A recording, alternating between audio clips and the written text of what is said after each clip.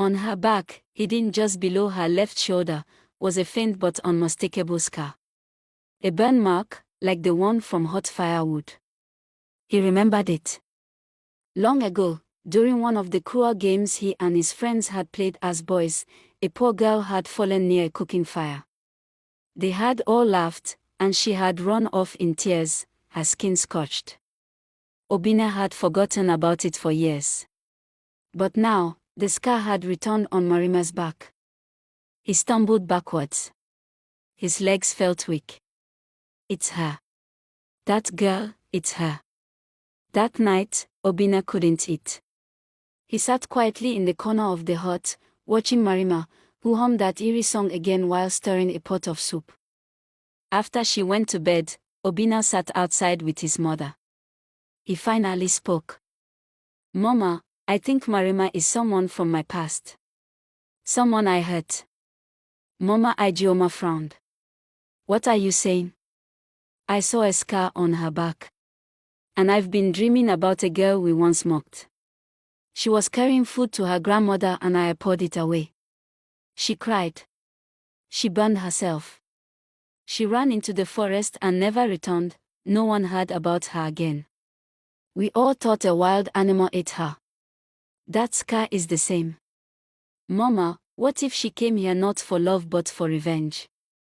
Mama Ijeoma's eyes widened. "Obinna, you must be careful. This woman didn't enter this village like a normal bride. She came with a challenge and a calabash no man could touch. That is not ordinary. There is power around her. And spirits don't forget pain." That night, Obinna couldn't sleep.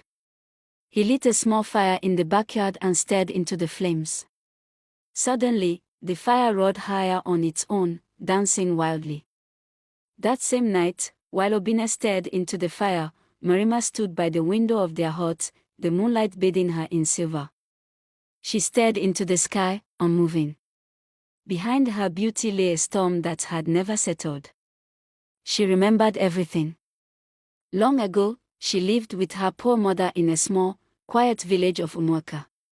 She was not born Marima. That name was chosen the night she decided to return to the land of her pain. In her former life, she was simply Nkemdelai, a quiet, poor girl who lived with her mother at the edge of Umuaka. She was mocked, shamed, and humiliated.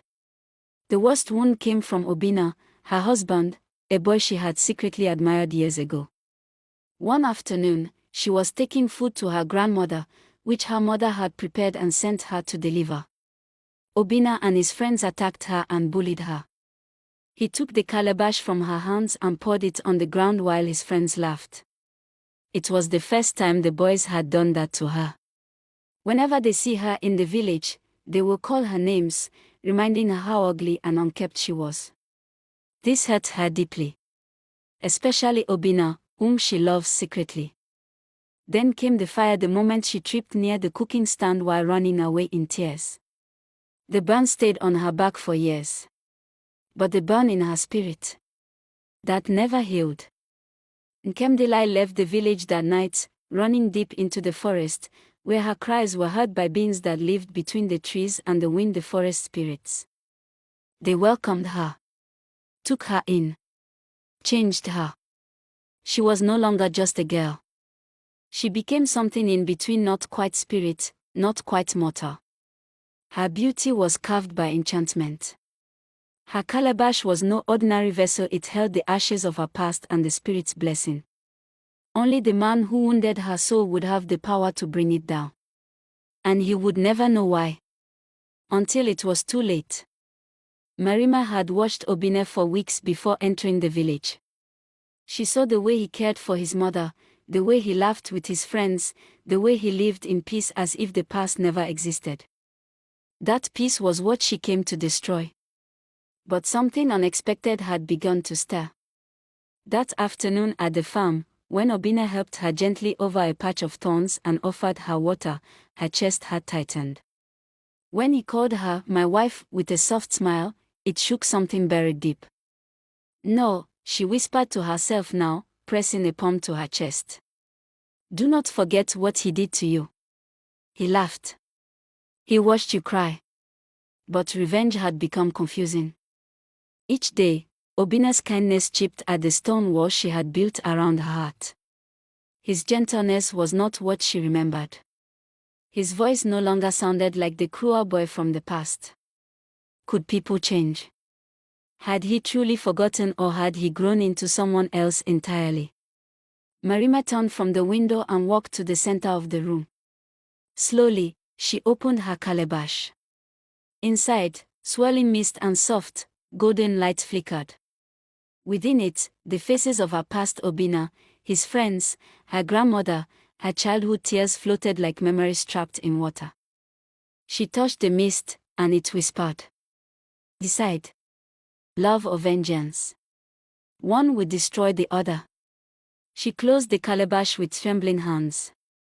For the first time since she returned, she felt unsure.